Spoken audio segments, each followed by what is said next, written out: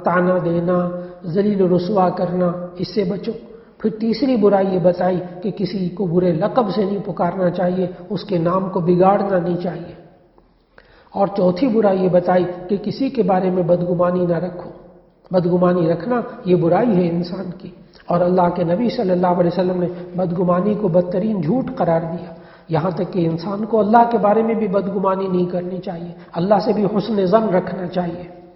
और पांचवी बुराई अल्लाह ताला ने बताई इन आयात में कि मुसलमानों के अयूब और कमज़ोरियों को तलाश करने से बचें, उनकी टोह में ना रहा करें। और फिर नबी सल्लल्लाहु अलैहि वसल्लम ने भी इस बारे में बड़ी रहनुमाई फरमाई। और छठी मुआशरती बुराई अल्लाह ताला ने सूरह हुजरात की इन आयात में जो बताई वो है एक दूसरे की गीबत करना। अल्लाह ताला ने गीबत करने को मुर्दा भाई के गोश्त खाने से तशबीह दी है। फिर उसके बाद अल्लाह ताला ने इन आयात